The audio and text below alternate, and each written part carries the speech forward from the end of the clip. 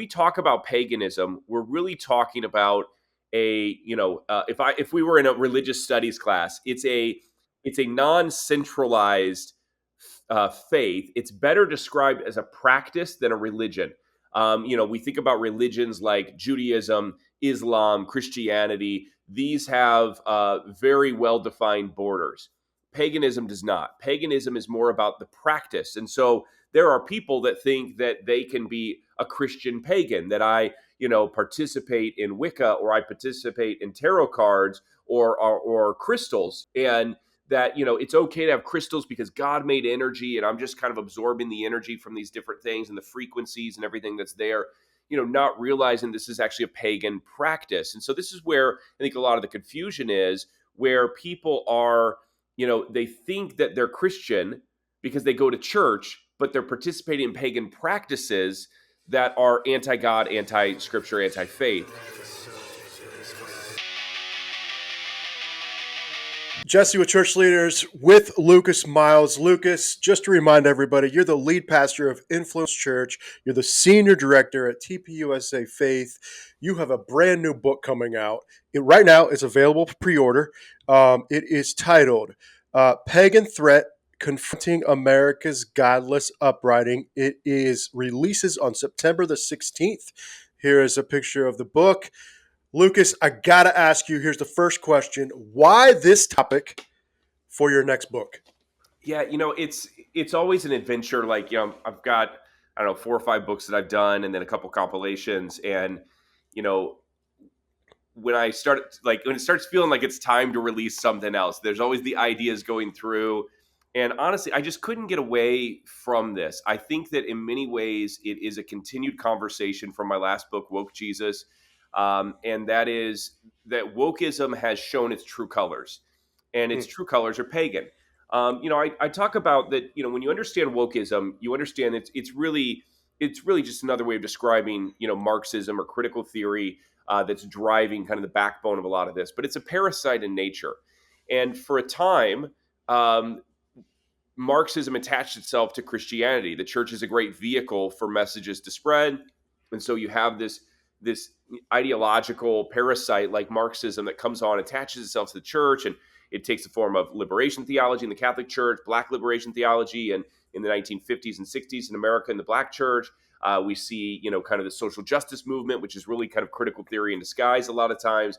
But eventually, Christianity, although it's a good short-term host for Marxism, it's not a great long-term host. And because if you push into progressive Christianity, you're either going to push into your progressivism and realize that that's incompatible with your Christian faith, or you're going to push into the Christian side of that and recognize that Marxism is antithetical to the gospel. And so ultimately you're left to make a choice. And I think that as ideas evolve, that there is this union that's forming right now between this pagan resurgence or revivalism, and which could take the form of Wicca, witchcraft, cult. We have people that are now, claiming to worship Zeus and Odin and, these Norse gods again. It could take the form of things like theosophy, New Thought. All of these, paganism it matches the zeitgeist of the day. It can be whatever you want it to be. You can kind of just make your own, choose your own adventure, where Christianity is rigid in the sense that there is a text that we follow that holds to very clear, black and white, right and wrong type of situations. And so I think that what's happening is Marxism has found a new host, and that is this pagan ideology. And we're seeing wokeism exposed more and more as a pagan worldview. We have things like this celebration of death culture, with whether it be, abortions or even the transgender movement. I think we see some of that there. And, this should be something that's on everybody's radar. It's especially affecting Gen Z, and it's especially affecting young women. And so we can talk more about that.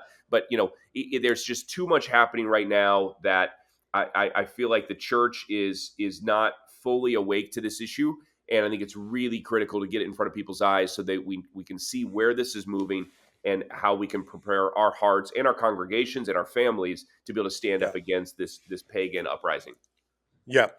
Now, this sounds crazy to ask, but I just thought about this when you were talking right there. you you live at you're a pastor, you have a church, you shepherd people. Sometimes we assume that people know what we're talking about, and we have this like new generation that sort of really wasn't brought up in the church. Yeah. So for me to hear about pagan and what pagan is, I have a lot of theology training. I've got, I understand, you see it in the Old Testament a lot, so that word resonates with me. I understand what you're saying. If I said, hey, just explain, describe paganism to me. What does pagan mean? Is it demonic? Is it spiritual warfare? Does that make sense? Yeah, So yeah, for sure. explain that word for me. Yeah, so pagan has a lot of different faces really to it, and I think that ultimately there's only two religions. There is the worship of God, of Yahweh, of Jesus Christ our Lord, and there is the alternative, which is either going to take the shape of worshiping another or worshiping yourself. And we see really both of those things carried out or embraced within paganism. New Age movement, especially, has a lot of self worship aspects to it. We see in radical environmentalism, kind of the earth worship that comes out of that. They have a name for the goddess of the earth, which is Gaia. When we talk about paganism, we're really talking about if we were in a religious studies class, Hmm. it's a non-centralized faith. It's better described as a practice than a religion. We think about religions like Judaism, Islam, Christianity. These have very well defined borders. Paganism does not. Paganism is more about the practice. And so there are people that think that they can be a Christian pagan, that I, participate in Wicca, or I participate in tarot cards, or crystals, for instance. That's a big one right now, especially for young women. Right. And that it's okay to have crystals because God made energy, and I'm just kind of absorbing the energy from these different things and the frequencies and everything that's there, not realizing this is actually a pagan practice. And so this is where I think a lot of the confusion is, where people are, they think that they're Christian because they go to church, but they're participating in pagan practices that are anti-God, anti-scripture, anti-faith. And so Hmm. I think that, we have to come back to recognizing that anything that takes me away from a biblical worldview, that, it's like Romans, chapters 1 and 2, where Paul talks about those who have given their hearts towards the worship of, knowing the creator. They've instead, Hmm. worship created, beings made in these various different images. And I think that in itself is a great description of what Yes. the practice of paganism actually looks like. That's great. And you mentioned, so as you were studying for this, looking into it, and I know you did a bunch because you and I have talked about just how much you've looked into this and really why God put this on your heart to put out. Have you seen, like, is this kind of an equal thing where this are today, like paganism kind of jumping into the church and the influence it's having? Is it on both men and women? Or are you seeing it in a larger, like one or the other?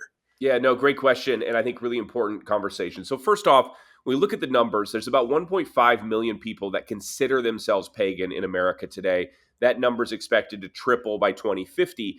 That in of itself is concerning, but I don't think that's the biggest alarm to this. Certainly having, what is that, 4.5 million pagans by 2050 in America, that's a concern to me. But I think that what is more the motivator in writing this book is what I would call soft paganism.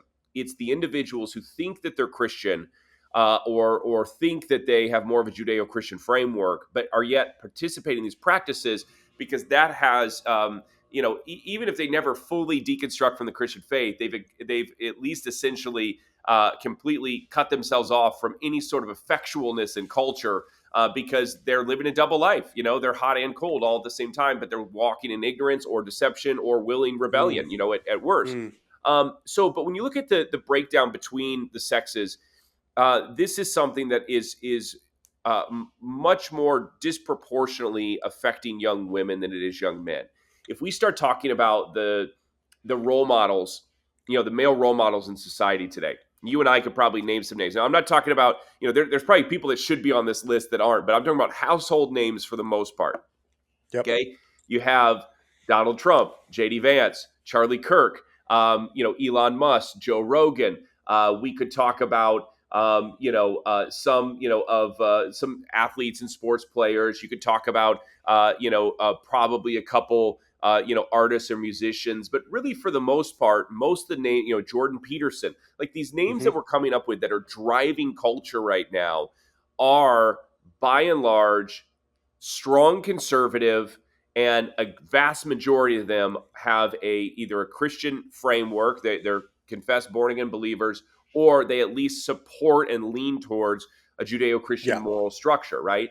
So that's what young men are growing up with right now. They are getting pushed more conservative, and we've seen that with our work at Turning Point and TPUSA Faith. Of course, Charlie, has been probably ringing the bell the loudest on that. For the first Hmm. time in America, we have Gen Z men are more conservative than their boomer counterparts on the opposite end of the age Mm. spectrum.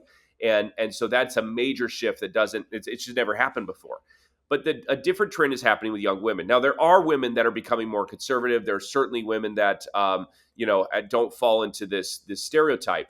But when you think about role models on the female side, it gets much messier. And so, Mm. who comes to mind? Well, if we go to the political world, you have people like that are household names: Kamala Harris, AOC. You have a lot of artists that are household names. Some of these male Hmm. artists are not as well known, Hmm. but Beyonce, Taylor Swift, it's hard to find Hmm. somebody that doesn't know them. Even some of the Hmm. younger ones, Sabrina Carpenter, Nicki Minaj. And almost when we look at just these pop artists in particular, almost every single one of them claims to either participate in the occult, tarot cards, horoscopes. Some of them claim to have potions they carry in their purses. I think it was Nicki Minaj who says that she has an 8-year-old boy spirit who lives on the inside of her, that she tried to get it to go away. His name's Roman, apparently, and that he wouldn't leave, and so now she just embraces him. And she says that when she performs, Roman is the one that takes over. Um, Mm. Beyonce and Taylor Swift have also made comments that when they're on stage, it's another basically person or spirit or alter ego that lives on the inside of them that's performing when they're on stage. And so we have a lot of very prominent female figures that many people view as role models. They're paying hundreds, if not thousands of dollars to go see them in concerts and events. And they have a very progressive worldview. But not only that, that's concern of itself. They have a very pagan worldview, and they are participating in these practices. And then we wonder why, young girls are being sucked into Mm. these things. So it's not to say that Mm. there's not guys that are being sucked in as well, but I think that there is a little bit of a discrepancy between the role models available. And I think that females are much more susceptible to this, at the moment. Yeah, you're dead on a lot of that. Like even think of a lot of those that you mentioned, Beyonce, Taylor Swift, to name two of those. They claim to at least have a backbone or a foundation in the Christian faith. Yeah. So I'm not going to sit here and say that I don't know them personally, but they do. So when you're saying and you're writing in this book that they're mixing the two, and you have a chapter in that, right? Yes. Where that's influencing, that's so important, and you just nailed it right there. So Appreciate when that. young girls see that, they're like, well, I guess I can include that too, Eh, if they're not being instructed by their church leader or by their parents to say, no, that is pagan, that is eh, wrong. And here's another thing that is creating some of the difficulties here. The average age of a pastor in 2020 was, I believe, 50 years old. Today, it's about 57 years old is the median age, and and that's going up, all the time. And so what that means is that the older that the median age of a pastor gets, the more disconnected they are from the current generation. And a lot of the spaces where you have to be in order to find young people today, whether it be the cafeteria, the TikTok, live stream, Hmm. the gaming live stream, with that subculture, which is now something both men and young boys and girls are playing, and really adult men and women are playing. Hmm. Those areas become vastly, um, uh, uh, you know, really unapproachable, or there's preventions because of generational gaps, technology gaps that make it very difficult for older ministers to be able to find their way into those spaces. and really adults of any kind. And so even parents are going, I know that my kids in the basement playing a video game with a headset on, but I don't know Yeah. what they're hearing. I don't know what they're experiencing. I know they're sitting in the room with a tablet or a phone, but again, I don't know what they're experiencing. I don't know what they're getting on, whether it be the school bus or the cafeteria. Mm-hmm. Even when we were younger, pastors came into the school all the time. That Right. doesn't happen the same way. You would have a youth pastor that comes and visits. I'm sure it does in Yep. some cases, but it's much more difficult. There's more red tape you have to jump through because of the rise in school shootings and everything else that's taken place. And so it's much more difficult to get into and onto the terrain of the younger generation. And so this is why parents have to be more educated, and I think ministries have to be Mm. have much more resolve to reach younger people in this space, because we are losing them right now to Islam, which I would argue is probably a form of organized paganism, and we are losing them also to this pagan revival. And with the deconstruction movement, all of this is a recipe for a major worldview change in this nation, and it's already underway, and the church is behind. And so Mm. this book is really my attempt to equip the church, and it's not all sky is falling. I've got an action plan for that, but we have to take it very seriously if we're to make any sort of traction. Yeah. Leads to a great question. And let me ask you this. Who is at fault? So who do you believe is at fault? And I know that's a big word, for letting modern pagan ideologies and practices inside the walls of today's American Christian church. you know um, it's obviously it's a complicated path to get there. It shouldn't be a complicated topic, because it should be very easy to go, yes, no, that's biblical, that's not. And look, I'm a guy who I'm kind of a wide tent Christian. And what I mean by that is I have a pretty wide view of orthodoxy. I'm not somebody who feels like my denomination is the only one that's saved. I try to be gracious to other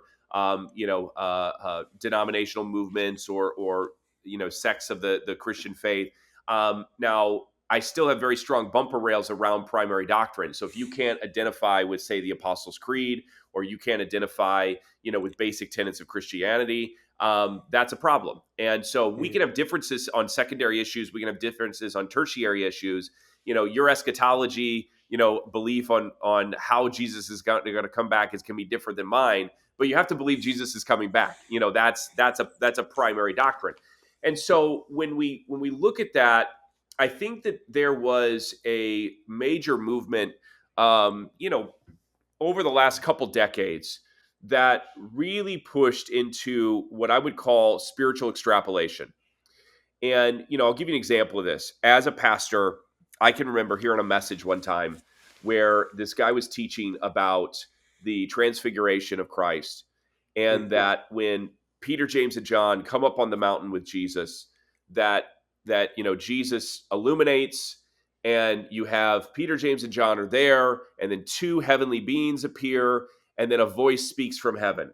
And he connects this, that Jesus literally built a symbolic and sort of like spiritual type of the Ark of the Covenant in that moment. Okay, so you Mm. have the Ark of the Covenant, you have three instruments inside. You had the broken tablets, you had the jar of manna, and you had the staff that budded. Yep. And then you have these two heavenly beings on top, these angels that were gold in the lid, and then God would speak from the middle of that. So Jesus on this Mount of Transfiguration, and this blew my mind the first time I heard this, that he has Peter, James, and John. Peter, the rock, the tablets who was broken. James is the word in Hebrew, it's Yaakov, which correlates to the word supplant, which is the word that was used about Aaron's staff that budded, that it Mm. supplanted the other staffs. And then John, which means, it's Johannes, the grace of God, which was, the referring to the manna that came down as God's grace on the Israelites. And so he connects this together. And then you have these two, heavenly figures of Moses and Elijah that appear. And then Christ. Now, was that Jesus's intention? I have no idea, right? But it's really cool to look at. It's cool to think about. And I left going, my mind was blown of just the scripture's just like this onion. You just peel back layer after layer after Yeah. layer. But Yes. guess what I wanted to do? I wanted, when I preached my next message, I wanted the people to feel that moment.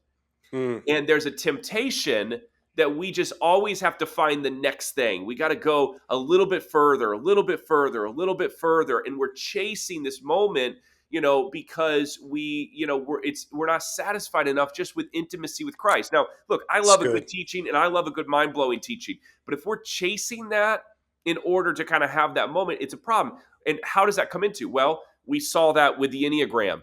It's this esoteric thing that came into the church, and it's got all these personality profiles. Originally it was marketed as it was super old, and it's this ancient Hmm. knowledge that's been lost, and this is a way that you can learn your spiritual gifts and your personality. And then you find out the creator of this, first of all, lied about the marketing. It's not old. And second of all, that it's 50 years. Some of the ideas are a little bit older than that, but he basically stole from something 100 and some years old, and that he puts this together. And he says the way that he came about doing this was through automatic writing, literally listening to a spirit guide and moving and trusting that spirit guide to move the pen as he scribbled out this formation of the Enneagram. And we have churches in Nashville with the Christian music scene. I know you do a lot in the Christian music. Yep. That Christian music scene was a early adopter of the Enneagram. We had a lot of artists that were talking it up, everything else.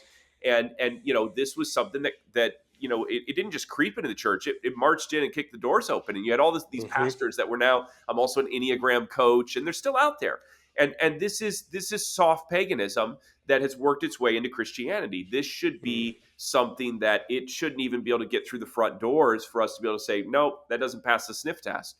And Yeah. so, but when we're chasing always the new thing, as opposed to as Christians, we're going back to the source and chasing really the old thing, that is the word of God. It's easy to fall into that trap and have these things kind of appear as shiny objects. I think we're seeing that with crystals with Christians. We have people now calling themselves Christian witches, trying to find some sort of harmony between these things. And it's I think the problem is worse than what people understand it is, frankly. Mm. Mm. Man, that was so good.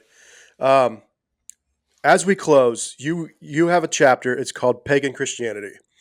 And there's something that you touch on that I think is so important that if we left here, it's something so big in the culture, not just outside of the church, but it's in the church. You have it is titled. You focus on the LGBTQ plus, the greatest pagan deception. Why was this important for you to address?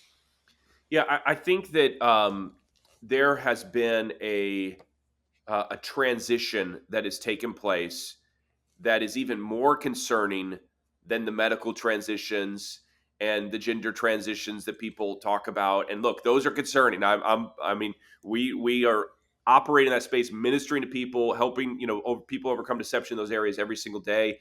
I partner with Walt Heyer. My team runs his website, Sex Change Regret. We're helping with a lot of people in that space. But I'll tell you the transition that scares me more, and that is the transition of once Bible believing Christians who Mm, have changed their perspective on gender and sexuality because they have had loved ones that have come out as LGBT or as wanting to change their gender through some gender reassignment surgery, and so they have mm, changed their once biblically held position to now align themselves with the philosophy of the world. And this is happening in churches all the time. It's happening behind the pulpit as well. That we have Christian pastors that are saying, "Look, I just believe that love is love. Jesus wouldn't, get in the way of a love between two people."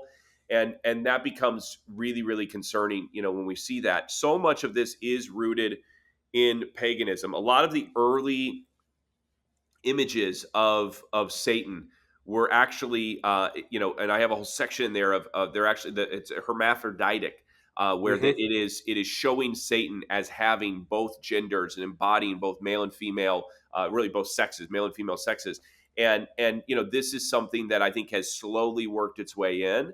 And none of this stuff that we're seeing, like, I'm not a conspiracy theory guy. I'm not the guy. That's not my thing. This is reading their own writings. Like, I spent the last year, or two, really studying the accounts, not of Christians talking about paganisms, but of pagans writing about their own worldview. mm, It was some of the most mm, depressing study and research I've done. Like most of my books, I'm sure this book has 400, 500, 600 footnotes in it. I don't know where we landed. And it's a lot of research that goes into this. And this is pagans in their own words talking about these things, talking about the importance of them, what they're building to. And it's globalistic.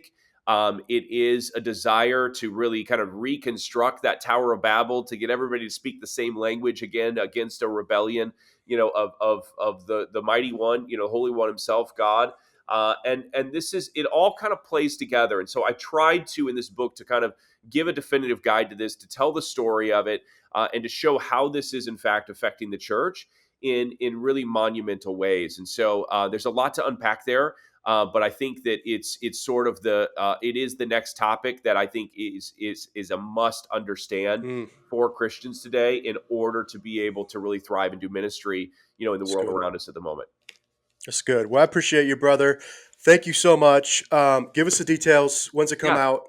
Yeah, All the so deets. book drops September 16th, available wherever books are sold. You can pre-order it now, Amazon, Barnes & Noble, ChristianBooks.com. I'm going to be on, I'm sure, a ton of shows over the next few weeks, talking about this, both short form and long form podcasts. If you want to find out more about me, you can go to lucasmiles.org as well, or tpusafaith.com, where I am serving as the senior director for all the faith operations within Turning Point. And look, it's an honor in my life to be able to speak to and equip pastors. We have Mm, about 4,000 pastors we're working with right now at TPUSA Faith, and I think that by and large, there's just so many great pastors in this nation.